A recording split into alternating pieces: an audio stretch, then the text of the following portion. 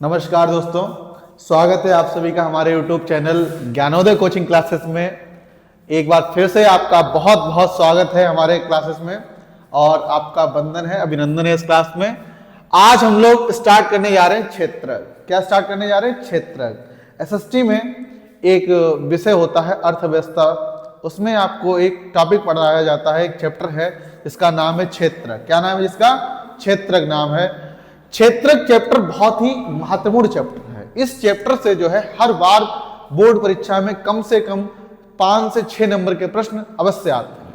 ये जो ऐसा चैप्टर है, इसमें आपके प्रीवियस ईयर के क्वेश्चन अगर आप उठा के देखेंगे तो 5 से 6 क्वेश्चन आपको एज इट इज देखने को मिल जाएंगे। चलिए कॉपी पेन निकाल के बैठ जाइए और शुरू करते हैं आज हम अपना चैप्टर क्षेत्रक। ठीक है, क्षेत्रक का मतलब समझ लेते हैं। पहले क्षेत्रक का मतलब समझ लेते हैं आसान भाषा में कि आखिर क्षेत्रक होता क्या है। आखिर क्षेत्रक होता क्या है? देखिए, क्षेत्रक का मतलब होता है कि आपका पैसा कहां कहां से आ रहा है। क्षेत्रक का मतलब क्या हुआ कि जो पैसा है वो कहां कहां से आ रहा है, कहां कहां से आ रहा है। तो इसी चीज को कहते हैं क्षेत्रक, कि पैसा किस किस जगह से आ रहा है, कहां कहां से पैसा आ रहा है। तो इसी चीज को क्या कहते हैं? क्षेत्रक कहते हैं। जरा एक बार आप देख लीजिएगा कि आवाज वगैरह सब क्लियर है। हाँ, व्यूज क्लियर आ रहे हैं कि नहीं क्लियर आ रहे हैं, सब बता दीजिएगा एक बार से। हाँ, सब कुछ ओके है, ठीक है। चलिए, पैसा कहां कहां से आ रहा है, इस चीज को कहते हैं सेक्टर। ठीक है, चलिए तो बात करते हैं कि सेक्टर को बांटा कितने तरीके में गया है। आप इस क्लास को लेके देखिए, इस क्लास में ही आपके सारे कंसेप्ट क्लियर करा दिए जाएंगे। ठीक है, आप कॉपी पेन लेके बैठे और ऑफलाइन की तरह बिल्कुल पढ़ाई का मजा लीजिए। ठीक है, चलिए शुरू करते हैं। हाँ, तो आपने देखा कि सेक्टर क्या होता है, कि पैसा कहां कहां से आता है, इस चीज को क्या कहते हैं? सेक्टर कहते हैं। पहला पॉइंट क्लियर हो गया। सेक्टर को 3 भागों में बांटा जाता है। कितने भागों में बांटते हैं सेक्टर को? 3 भागों में। कितने भागों में बांटा जाता है सेक्टर को भैया? 3 भागों में। ठीक है, कितने भागों में? 3 भागों में। एक होता है नेचर के आधार पर। किसके आधार पर? नेचर, जिसको हिंदी में आप लोग कहते हैं प्रकृति। क्या कहते हैं? प्रकृति के आधार पर। दूसरा होता है आपका कंडीशन के आधार पर। दूसरा क्या होता है? कंडीशन के आधार पर। दूसरा हो गया कंडीशन यानी शर्त के हिसाब से। किसके हिसाब से? शर्तों के हिसाब से। ठीक है, तीसरा होता है आपका ऑनर। ऑनर के हिसाब से। किसके हिसाब से? ऑनर के हिसाब से, यानी स्वामित्व के हिसाब से। किसके हिसाब से? स्वामित्व की आखिर मालिकाना हक किस तरीके का है। ठीक है, तो आपने देखा कि क्षेत्रक को कितने भागों में तोड़ा आपने? 3। एक है नेचर, एक है कंडीशन, एक है ऑनर। ठीक, इसकी ट्रिक अगर बनानी हो तो NCH। इसकी ट्रिक क्या हो गई? NCH। N for nature, C for condition, H for honour. Clear है? बिल्कुल सब कुछ क्लियर आ रहा है। ठीक है, अब समझते हैं। सबसे पहले हम लोग समझेंगे नेचर के आधार पर। किसके आधार पर? नेचर के आधार पर। तो नेचर के आधार पर जो सेक्टर होता है वो 3 तरीके का होता है भैया। कितने तरीके का होता है? नेचर के आधार पर आपका सेक्टर 3 तरीके का होता है। पहला होता है आपका प्राइमरी सेक्टर। पहला क्या होता है? Primary sector. हिंदी में प्राइमरी सेक्टर को बोला जाता है प्राथमिक क्षेत्र। क्या कहते हैं बेटा? प्राथमिक क्षेत्र। हिंदी में क्या कहते हैं? प्राथमिक क्षेत्र। ठीक, हिंदी में बोलते हैं उसको प्राथमिक क्षेत्र। अब अगर आपसे पूछा जाता है कि प्राइमरी सेक्टर, प्राथमिक क्षेत्र क्या होता है, तो आप बिल्कुल आसान शब्दों में बता दीजिएगा। पेन उठाइए और लिखना स्टार्ट करिए कि प्राथमिक क्षेत्र क्या होता है, कि जो भी चीजें आपको सीधे सीधे नेचर से प्राप्त होती हों, जो भी चीजें आपको सीधे सीधे नेचर से प्राप्त होती हो, वो आपके प्राथमिक क्षेत्र में काउंट की जाएंगी। यानी जो भी चीजें सीधे सीधे नेचर से प्राप्त होती हो, जो भी चीजें सीधे सीधे प्रकृति से प्राप्त होती हो, वो आपका प्राइमरी सेक्टर में कहलाएगा। जैसे समझिए बेटा, जैसे कृषि। जैसे क्या है? कृषि। अब एक आध बात बताइए आप, कृषि जो है वो आपका किससे संबंधित है? नेचर संबंधित है। आपने खेत में आलू बोया तो वो आलू आपको नेचर से प्राप्त हो रहा है। आपने अगर खेत में अपना गन्ना बोया तो वो गन्ना किससे प्राप्त हो रहा है? नेचर से प्राप्त हो रहा है आपको।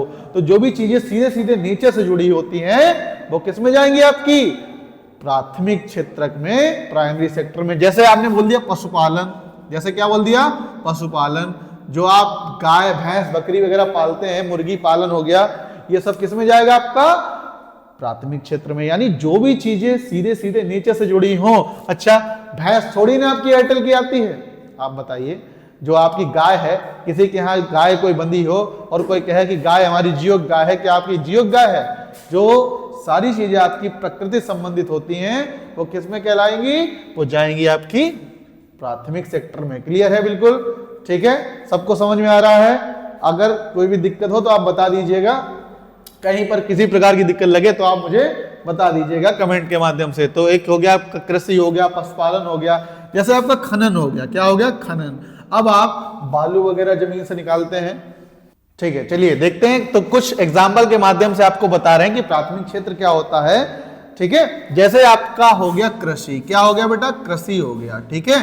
अब आपने खेत में आलू बोया, क्या बोया आपने? खेत में आलू बोया, तो जो आलू प्राप्त होगा आपको वो सीधे सीधे कहां से प्राप्त होगा? नेचर से प्राप्त होगा। खेत में आपने गन्ना बो दिया, तो गन्ना आपको कहां से प्राप्त होगा? सीधे सीधे नेचर से प्राप्त होगा। तो मतलब कहने की स्पष्ट बात यह है कि जो भी चीजें सीधे सीधे नेचर से डिपेंड हो, नेचर से जुड़ी हो, वो आपकी प्राथमिक क्षेत्र में चली जाएंगी। जैसे आपका पशुपालन हो गया, जैसे आपका क्या हो गया? पशुपालन हो गया, ठीक। अब जो गाय वगैरह होती हैं, भैंस वगैरह होती हैं, सीधे सीधे किससे जुड़ी होती हैं? नेचर से जुड़ी होती हैं। क्लियर है? जैसे आपका खनन हो गया, क्या हो गया? खनन। अब जब आप जमीन के अंदर से कोई चीज निकालते हो, ठीक है, आपने बालू निकाल ली, ठीक है, आपने कोई धातुएं निकाल ली, तो ये जो सारी प्रक्रिया है ये किस में चली जाएगी? आपकी प्राथमिक क्षेत्र में चली जाएगी। किस में चली जाएगी? प्राथमिक क्षेत्र में। समझ में आ गई बात? तो कहने का मतलब क्या है? जो चीजें सीधे सीधे नेचर से जुड़ी हो वो क्या कहलाती हैं? आपकी प्राइमरी सेक्टर, प्राथमिक क्षेत्र। अच्छा, कभी कभी क्या होता है, प्राथमिक क्षेत्र का दूसरा नाम पूछ देता है, तो इसका दूसरा नाम होता है सहायक क्षेत्र। इसका दूसरा नाम क्या है?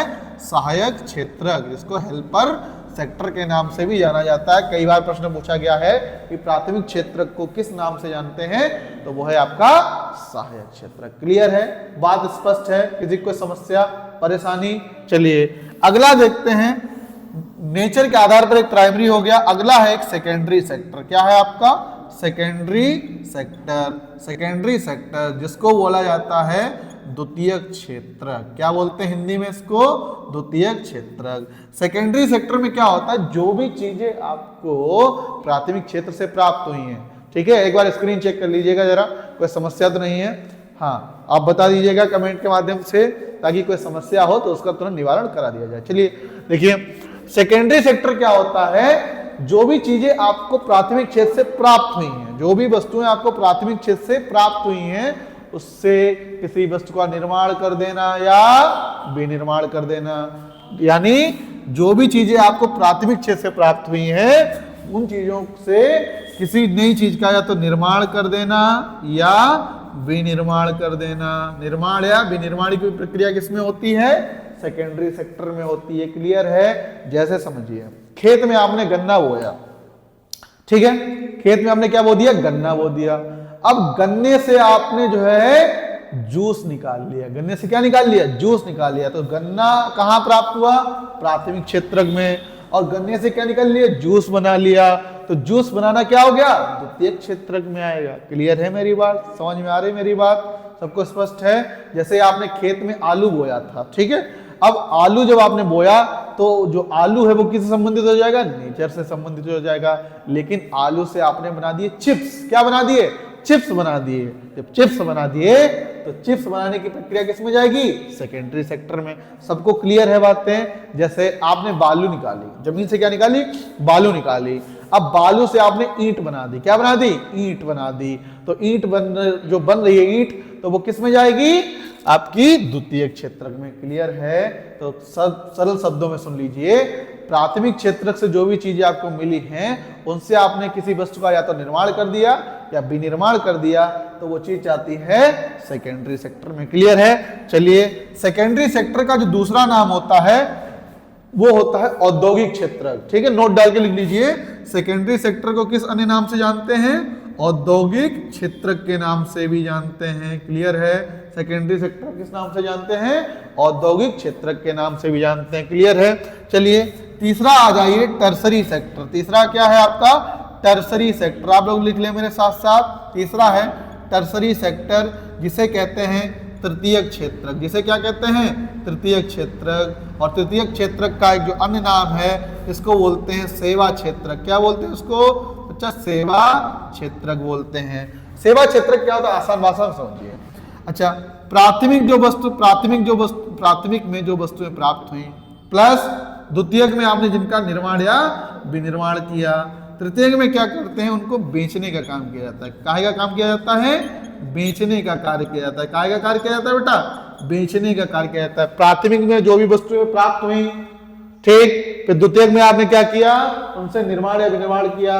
तो तृतीयक में क्या किया आपने? बेचने का कार्य किया। क्या कार्य किया आपने? बेचने का कार्य किया। जब आपने बेचने का कार्य कर दिया तो वो तृतीयक में चली जाएगी। जैसे आपने गन्ना का एग्जांपल ले रहे थे, गन्ना खेत में बोया। क्या बोया आपने?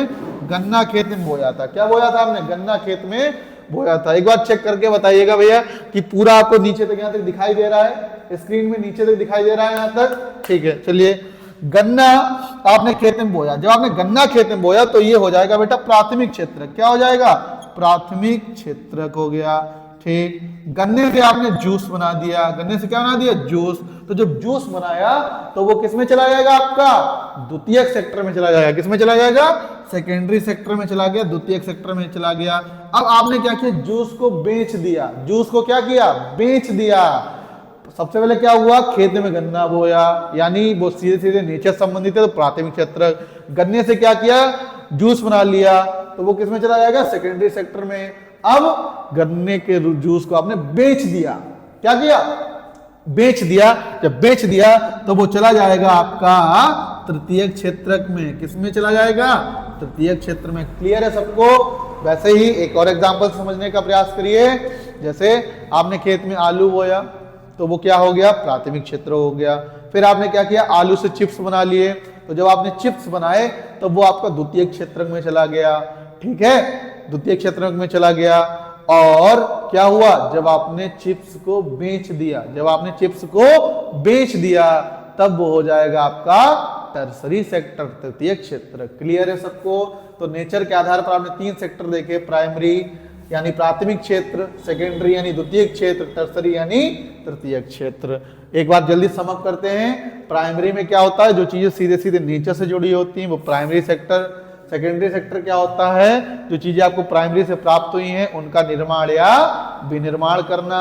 टर्सरी में क्या होता है? जो भी चीजें आपने प्राथमिक और द्वितीयक से प्राप्त की थी उनको बेच देना। क्लियर है? सबको समझ में आ रहा है? देखिए, अगर आप ये बात करेंगे सबसे ज्यादा फायदा किसमें होता है, ठीक है, तो सबसे ज्यादा जैसे एग्जाम्पल के तौर पर ले रहे हैं कि मान लीजिए कोई हाल है, ठीक, कोई 20 बाय 40 का हाल समझ लीजिए। अगर उस हाल में आप जो है खेती करते हैं, क्या करते हैं? खेती करते हैं, तो मुश्किल से आपको जो है 2-3 हजार रुपए का फायदा हो पाएगा एक साल में।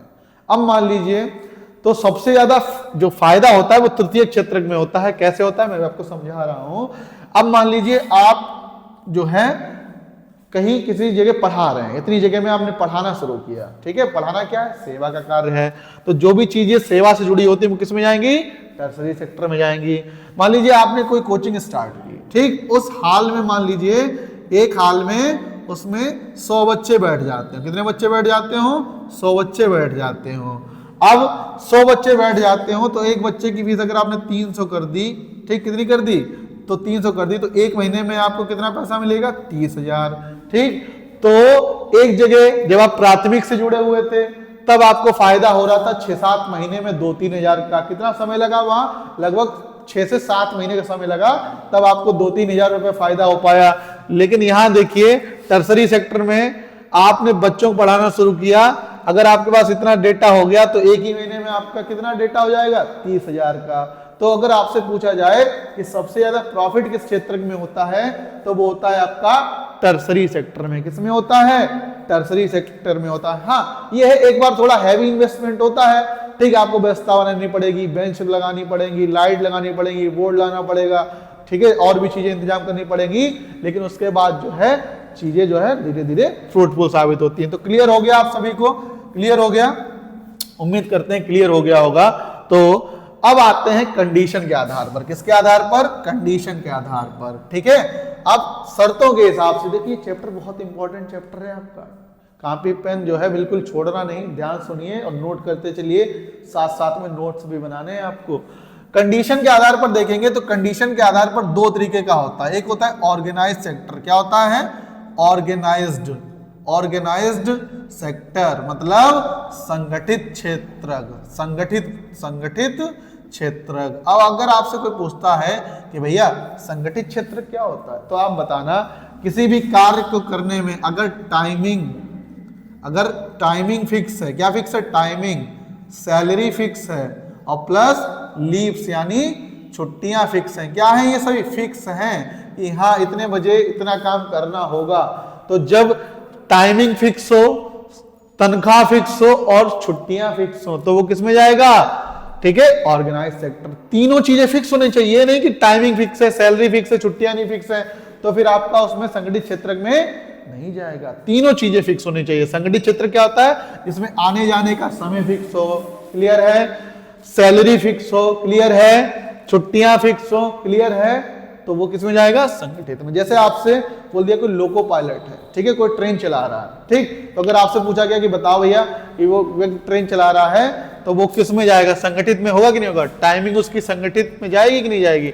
हाँ बिल्कुल, आने जाने का समय बिल्कुल क्लियर होगा, सैलरी क्लियर होगी, प्लस छुट्टियां भी क्लियर होगी। क्लियर है मेरी बात सबको समझ में आ रही है? चलिए, जब ये तीनों चीजें फिक्स हो जाएं, आने जाने का समय, तनख्वाह फिक्स हो जाए और साथ में छुट्टियां फिक्स हो जाती हैं, तो वो जाता है कंडीशन के आधार पर ऑर्गेनाइज्ड सेक्टर में। क्लियर है? राइटिंग में अगर कोई समस्या आ रही हो तो आपको मैं साथ साथ बोल रहा हूं, तो आप बोलने के हिसाब से सारी चीजों को मैनेज कर लेंगे। ठीक है, अगला है आपका अनऑर्गेनाइज्ड सेक्टर। अनऑर्गेनाइज्ड में जब बोलता हूं तो लिख लिया करो, अनऑर्गेनाइज्ड सेक्टर जिसको बोलते हैं बेटा असंगठित क्षेत्र। असंगठित क्षेत्र, असंगठित क्षेत्र मतलब ऐसा क्षेत्र जिसमें टाइमिंग फिक्स ना हो, आने जाने की टाइमिंग फिक्स ना हो, सैलरी फिक्स ना हो और छुट्टियां फिक्स ना हो।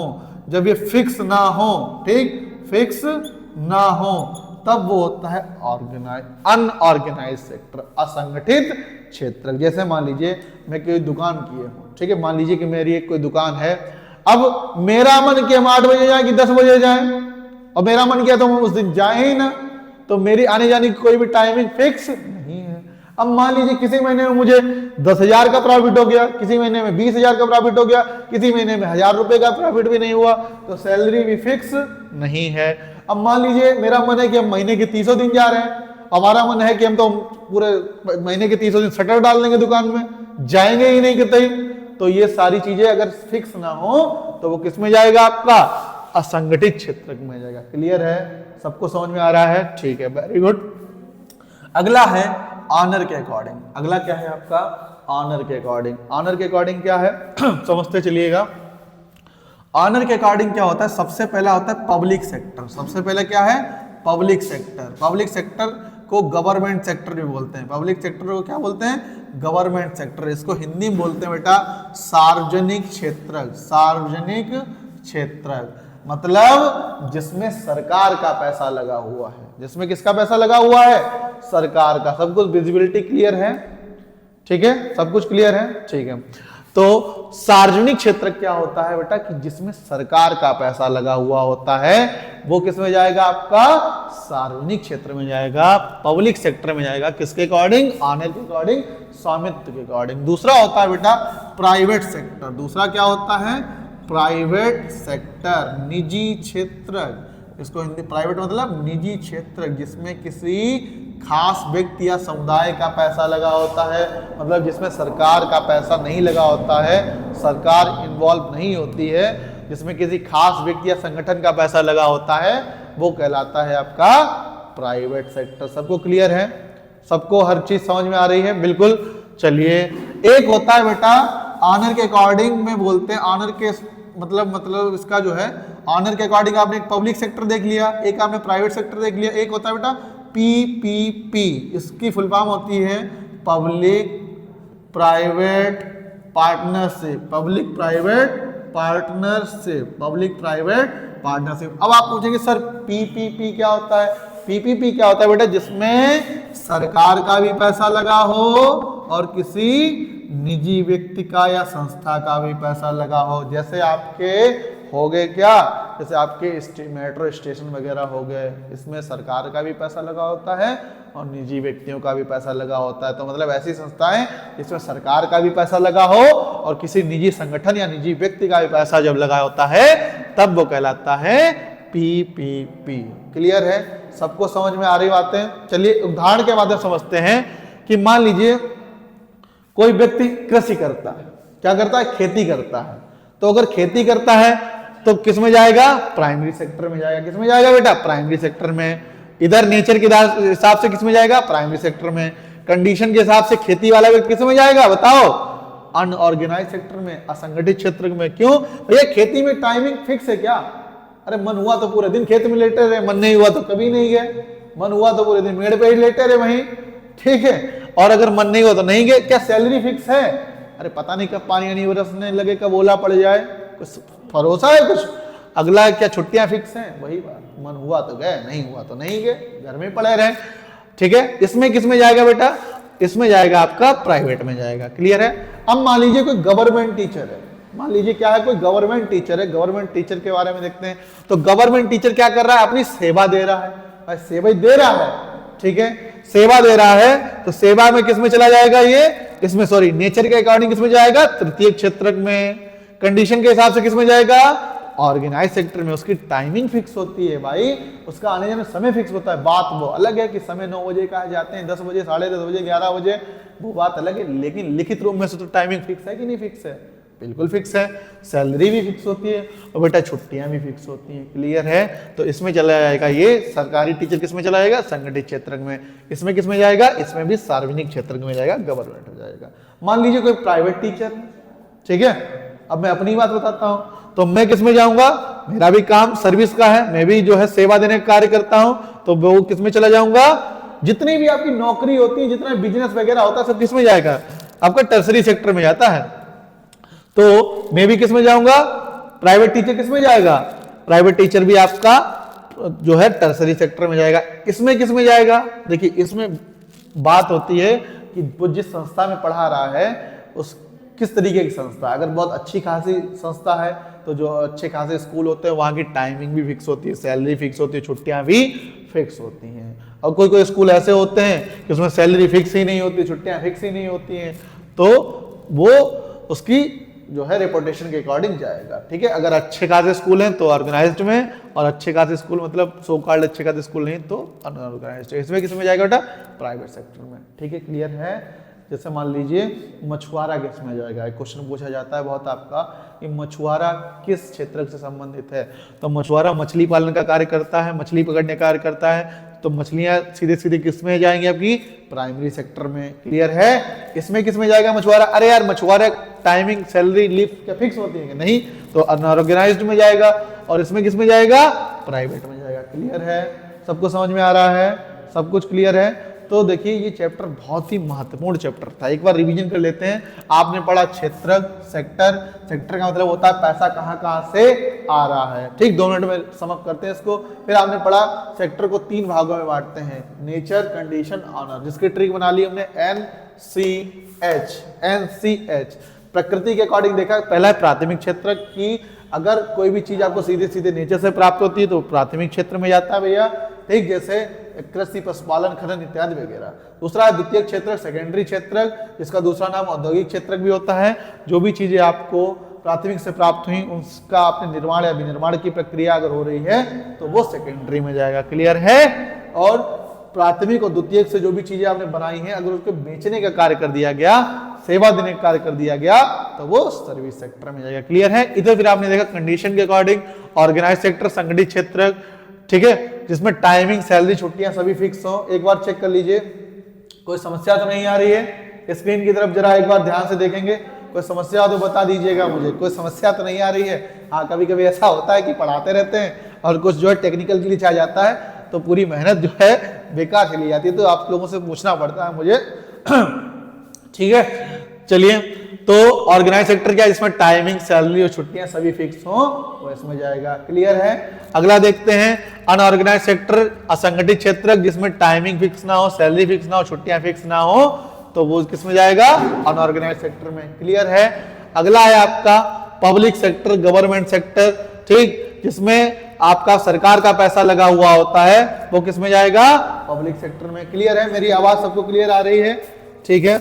चलिए, अच्छा, वो तो जिसमें सरकार का पैसा लगा हुआ होता है वो किस में जाएगा, सार्वजनिक क्षेत्र में। क्लियर है। जिसमें प्राइवेट पैसा लगा हुआ होता है, जिसमें किसका पैसा लगा होता है बेटा, प्राइवेट पैसा लगा हुआ होता है, वो किस में जाएगा, आपका प्राइवेट सेक्टर में, मतलब जिसमें किसी निजी व्यक्ति का पैसा लगाता है। ठीक है, क्लियर है। अगला था आपका पीपीपी, जिसमें सरकार और किसी व्यक्ति का पैसा लगा हो, किसी संस्था का पैसा लगा हो, निजी संस्था का पैसा लगा हो, वो किस में जाएगा, आपका पीपीपी यानी पब्लिक प्राइवेट पार्टनरशिप में। ठीक है, क्लियर है। अच्छा, अब ये चैप्टर आपका बिल्कुल एकदम से क्लियर हो गया होगा। क्लियर, मुझे पूरा विश्वास है। अगर आपको कोई भी समस्या आ रही हो तो आप कमेंट के माध्यम से मुझे जरूर बताइएगा। ठीक है, क्लियर है आपको। चलिए, बहुत अच्छी बातें हैं। अब मैं आपके सामने कुछ क्वेश्चन डिस्कस करना चाह रहा हूं, ठीक है, तो आप इनको कॉपी पर निकाल लीजिए। कुछ क्वेश्चंस आपको डिस्कस करा देते हैं, तो आप आंसर देने का प्रयास करिएगा, आप वहीं से कमेंट जरूर करिएगा। चलिए, पहला क्वेश्चन लिखा है जैसे कि निम्नलिखित में से किसे कृषि क्षेत्रक कहते हैं, निम्नलिखित में से किसे कृषि क्षेत्रक कहते हैं। पहला क्वेश्चन है प्राथमिक क्षेत्रक, ऑप्शन बी द्वितीय क्षेत्रक, ऑप्शन सी तृतीय क्षेत्रक, ऑप्शन डी चतुर्थ क्षेत्रक। तो कृषि से संबंधित जितनी बातें होती है किसमें जाएगा, आपका प्राथमिक क्षेत्रक में। बिल्कुल क्लियर आंसर है आपका। अगला क्वेश्चन सुनिए, दुग्ध उत्पादन क्रिया को किस क्षेत्रक में सम्मिलित किया जाता है। दुग्ध उत्पादन सीधे सीधे किससे संबंधित है, नेचर से संबंधित है, तो किसमें जाएगा, आपका प्राथमिक क्षेत्रक में। दुग्ध उत्पादन किसमें जाएगा, नेचर संबंधित, तो वो प्राथमिक में जाएगा। बिल्कुल, ये सभी प्रीवियस ईयर के क्वेश्चन मैं बोल रहा हूं यहाँ पे। ठीक है, अगला क्वेश्चन है आपका, औद्योगिक क्रियाओं को किस आर्थिक क्षेत्र के अंतर्गत रखा जाता है। औद्योगिक क्रियाओं को किस आर्थिक क्षेत्र के अंतर्गत रखा जाता है। तो मैंने बताया जितनी भी औद्योगिक क्रियाएं होती हैं वो सभी द्वितीय क्षेत्र में होती हैं, इसीलिए इसका नाम भी क्या रख दिया गया है, औद्योगिक क्षेत्र। तो इसका राइट आंसर क्या हो जाएगा, औद्योगिक क्षेत्र। क्लियर है। अगला क्वेश्चन आपसे, तृतीय क्षेत्र का व्यवसाय है, तृतीय क्षेत्र का व्यवसाय है। 4 ऑप्शन दिए गए, सुनिएगा जरा। बैंकिंग, पशुपालन, कार के कलपुर्जे निर्माण, कपास बुनना। देखिए, पशुपालन किस में जाएगा, वो तो जाएगा आपका प्राइमरी में, तो ये ऑप्शन नहीं होगा। आपसे तृतीय का पूछा गया है। अगला है कार के कलपुर्जे निर्माण यानी निर्माण या विनिर्माण प्रक्रिया, तो सेकेंडरी में चला जाएगा। अगला ऑप्शन है आपका कपास बुनना, तो वो किस में चला जाएगा, आपका प्राइमरी में चला जाएगा। अगला है बैंकिंग, जी हाँ, तृतीय का बिल्कुल सही आंसर हो जाएगा बैंकिंग। भाई, बैंक तो आपको सेवा देने का कार्य करता है, बैंक को नोट थोड़ी छापता है। बैंक क्या करता है, कस्टमर के लिए सेवा देने का तो कार्य करता है, तो वो किस में जाएगा, राइट आंसर क्या हो जाएगा, बैंकिंग आपका तृतीय क्षेत्र से संबंधित है। अगला क्वेश्चन है आपका कि रोजगार में निम्नलिखित में से आर्थिकी के किस क्षेत्र की सर्वाधिक हिस्सेदारी है। देखो, ये मतलब कि सबसे ज्यादा पैसा किस सेक्टर से आता है। इस क्वेश्चन कहने का मतलब है कि सबसे ज्यादा पैसा किस सेक्टर से आता है, प्राथमिक, द्वितीय, तृतीय। देखिए, मैंने आपको पहले ही बताया था कि सबसे ज्यादा पैसा आता है वो तृतीय क्षेत्र से आता है, तो टर्सरी सेक्टर से सबसे ज्यादा पैसा आता है। एक मैंने एग्जांपल भी लिया था कि आप 7 महीने में जहां 3,000 रुपए कमा रहे थे प्राथमिक क्षेत्र से, वहीं तृतीय में आप 1 महीने में 30,000 रुपया उतनी ही जगह में कमा पा रहे थे। बिल्कुल सही बातें, क्लियर बातें हैं। चलिए, अगला क्वेश्चन सुनिए, निम्नलिखित में से किस वर्ष महात्मा गांधी राष्ट्रीय ग्रामीण रोजगार गारंटी एक्ट को लागू किया गया था। तो ये था आपका 2005 में लागू किया गया था। इसमें 100 दिनों की जो है कार्य करने की गारंटी मिलती है, और अब तो इसका नाम बदलकर जी राम जी रख दिया गया है, तो इसका परियोजना का नाम ही बदल दिया गया है। चलिए, अगला क्वेश्चन है कि निम्नलिखित में से किसको सेवा क्षेत्रक भी कहते हैं। ये तो आपको पता ही है, तृतीय क्षेत्रक को सेवा क्षेत्रक भी कहा जाता है। अगला क्वेश्चन ध्यान सुनिएगा और बताने का प्रयास करिएगा, निम्नलिखित में से कौन सा व्यक्ति असंगठित क्षेत्र के अंतर्गत आता है। असंगठित क्षेत्र के अंतर्गत आता है। क्वेश्चन सुनिए फिर से और आंसर देने का प्रयास करिएगा। निम्नलिखित में से कौन सा व्यक्ति असंगठित क्षेत्र के अंतर्गत आता है। बैंक मैनेजर असंगठित में आएगा क्या भैया, बैंक मैनेजर की तो आने जाने की टाइमिंग, सैलरी, सब छुट्टियां फिक्स होती हैं, तो ये तो ऑर्गेनाइज्ड में आएगा, तो इसका आंसर सही होगा। ठीक है, ये तो आपका ऑर्गेनाइज्ड में जाएगा। अगला है सैनिक, जो सैनिक होता है उसकी भी ड्यूटी फिक्स होती है। ड्यूटी फिक्स होती है कि नहीं होती है, बिल्कुल होती है। ये भी संगठित में जाएगा, आपको असंगठित वाला बताना है। तीसरा ऑप्शन है राजपत्रित अधिकारी, मतलब जो अधिकारी वगैरह होते हैं, जो सरकार से जुड़े हुए अधिकारी होते हैं, वो भी आपके ऑर्गेनाइज्ड में जाएंगे।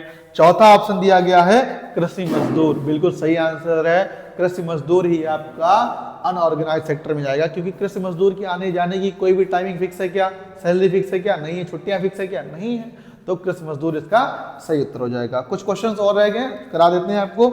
अगला क्वेश्चन है आपका, निम्नलिखित में से किसको कृषि एवं सहायक क्षेत्र भी कहते हैं? किसको कृषि एवं सहायक क्षेत्र? सबसे पहले मैंने बताया था कि जो प्राथमिक क्षेत्र होता है उसको कृषि अथवा सहायक क्षेत्र भी कहा जाता है, तो उसका राइट आंसर क्या हो जाएगा? प्राथमिक क्षेत्र। ठीक। अच्छा, द्वितीय क्षेत्र का क्या नाम होता है? औद्योगिक क्षेत्र। तृतीय क्षेत्र का नाम क्या होता है? सेवा क्षेत्र। सबको क्लियर है? Very good. अगला क्वेश्चन आप सुन लीजिए, निम्नलिखित में से कौन सा ग्रामीण क्षेत्र के विकास का लक्ष्य है? निम्नलिखित में से कौन से ग्रामीण क्षेत्र के विकास का लक्ष्य, मतलब कि कौन कौन सी चीजें हो जाएं जिससे गांव के लोगों का विकास हो जाएगा? ऑप्शन ए दिया गया, नियमित कार्य। बिल्कुल सही बात है, गांव के लोगों को नियमित कार्य मिलने लगे तो उनका कहीं ना कहीं पर विकास होना सुनिश्चित होने लगेगा। बिल्कुल सही बात है। उपज की उचित कीमत, मतलब उन्होंने जो भी फसल बोई है, जो भी उन्होंने अपने खेतों में फसल बोई है, उसकी एक अच्छी खासी उसको कीमत मिल जाए, तो ये हर किसान चाहता है कि अच्छी खासी कीमत मिल जाए, तो ये भी आपका ऑप्शन सही होगा। अगला है बेहतर मजदूरी। सभी लोग चाहते हैं काम करने वाले, मैं भी चाहता हूं, मैं भी काम करता हूं, तो मैं भी चाहता हूं कि हमें बेहतर क्या मिले? मजदूरी मिले। यानी इसके तीनों ऑप्शन सही हो जाएंगे। कौन कौन से? नियमित कार्य, उपज की उचित कीमत, बेहतर मजदूरी। तो इसका राइट आंसर हो जाएगा ये सभी क्वेश्चन प्रीवियस ईयर में आए हुए क्वेश्चन है सभी। अगला क्वेश्चन है आपका, निम्नलिखित में से कौन सा व्यक्ति अर्थव्यवस्था के प्राथमिक क्षेत्र से संबंधित है? मतलब इससे प्राथमिक क्षेत्र से कौन जुड़ा हुआ व्यक्ति बताना आप। शिक्षक। देखिए, शिक्षक आपका सेवा देने का कार्य करता है तो वो किस में जाएगा? टर्सरी सेक्टर में जाएगा, तो ये तो नहीं होगा। कृषक, ठीक है, ऑप्शन फिर से सुन लीजिए। हाँ, तो पहला क्वेश्चन, सॉरी दोबारा से रिपीट कर रहा हूं मैं, निम्नलिखित में से कौन सा व्यक्ति अर्थव्यवस्था के प्राथमिक क्षेत्र से संबंधित है? शिक्षक। शिक्षक नहीं जाएगा। शिक्षक सेवा देने कार्य करता है तो वो किस में जाएगा? आपका टर्सरी में। अगला ऑप्शन है डाकिया। डाकिया भी सेवा देने का कार्य करता है, वो भी सर्विस करता है, तो वो भी किस में जाएगा? टर्सरी में। अगला क्वेश्चन है आपका व्यापारी। व्यापारी भी आपका सर्विस का ही कार्य करता है, सेवा देने का कार्य करता है, तो वो भी टर्सरी में जाएगा। अगला क्वेश्चन, अगला ऑप्शन है मछुआरा। बिल्कुल, मछुआरा क्या पकड़ता है? मछलियां पकड़ता है। मछुआरा जो अपनी आजीविका कमाता है वो किससे संबंधित होती है? सीधे सीधे नेचर संबंधित होती है। जो चीजें सीधे सीधे नेचर से डिपेंड हो तो वो आपका प्राथमिक क्षेत्र में कहलाएगा, तो इसका राइट आंसर हो जाएगा प्राथमिक क्षेत्र। क्लियर है सभी को? कोई समस्या? आवाज थोड़ी धीरे होने लगी है, गला बैठ गया है, सुबह से पढ़ा ही रहे हम लोग तो अगर आवाज में कोई समस्या आ जाती है तो थोड़ा मैनेज कर लीजिएगा आप लोग, ठीक है? गला जो है बिल्कुल रुंध जाता है हम लोगों का बोलते बोलते। और बाहर क्या होता है, बाहर बच्चे मिलते हैं, नमस्ते करते हैं, तो उनके तरफ केवल ऐसे सर हिला दो तो बच्चे मन में सोचते हैं कि सर के अंदर एगोरेंस आ गया है, घमंड आ गया है, ईगो आ गया है। यहाँ आवाज ही नहीं निकलती, पूरे दिन पढ़ाते रहते हैं तो आवाज हो जाती है बिल्कुल डाउन। अब तो बच्चों को लगता है कि सर घमंड में आ गए, ऐसा नहीं होता है। जो है थोड़ा हर टीचर को जो है कभी न कभी गले की थोड़ी समस्या होने लगती है।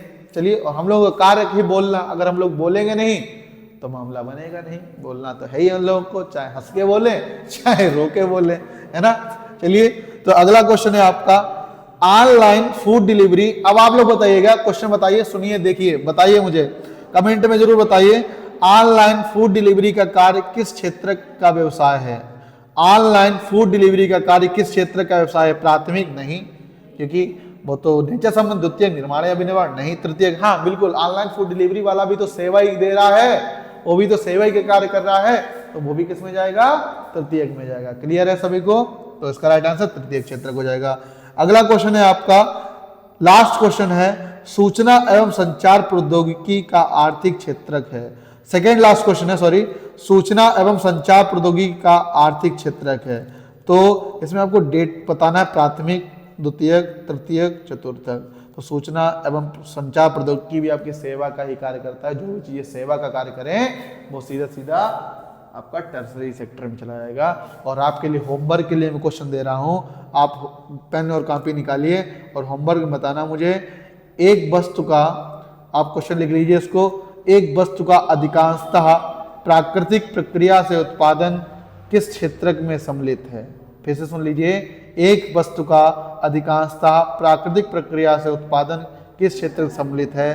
प्राथमिक, द्वितीयक, तृतीयक, ऑप्शन डी सूचना प्रौद्योगिकी क्षेत्र। ऑप्शन सुन लीजिए, क्वेश्चन एक बार फिर रिपीट कर रहा हूं, सुन लीजिए, लिख लीजिए कॉपी में, एक वस्तु का अधिकांशतः प्राकृतिक प्रक्रिया से उत्पादन किसमें सम्मिलित है? ऑप्शन ए प्राथमिक क्षेत्रक, ऑप्शन बी द्वितीय क्षेत्रक, ऑप्शन सी तृतीय क्षेत्रक, ऑप्शन डी सूचना प्रौद्योगिकी क्षेत्रक। तो इस तरीके से आपका एक बहुत महत्वपूर्ण चैप्टर, इस चैप्टर से भैया 5 से 6 नंबर का बोर्ड परीक्षाओं में हर बार पूछा जाता है और बहुत इंपॉर्टेंट चैप्टर था आपका, जो मैंने आपको समझाने की पूरी कोशिश की है। ठीक है, तो और जो लास्ट मैंने आपको क्वेश्चन बोला है, इसका आंसर आप कमेंट बॉक्स में जरूर दीजिएगा। ठीक है, आप जरूर कमेंट करके बताइए कि आपको हमारे वीडियोस कैसे लग रहे हैं। अगर कुछ इसमें आपको इम्प्रूवमेंट की ये चीज़ लग रही है कि सर ये चीज़ ऐसे नहीं ऐसे कर लीजिए, तो जब आप ही लोग हमें पूरी बात बताएंगे तो और ज़्यादा हम लोगों में सुधार करने की जो है ललक आगे बढ़ेगी। चलिए, तो आज आपने बहुत ही धैर्य के साथ मुझे सुना, धैर्य के साथ आपने हर चीज़ को समझी, इसके लिए मैं आपका आभारी हूँ कि आपने अपना अनमोल समय जो निकाल के दिया है। ठीक है, तो चलिए आज के लिए फिर इतना ही रखते हैं। सभी लोगों का दिन मंगल हो। भारत माता की जय।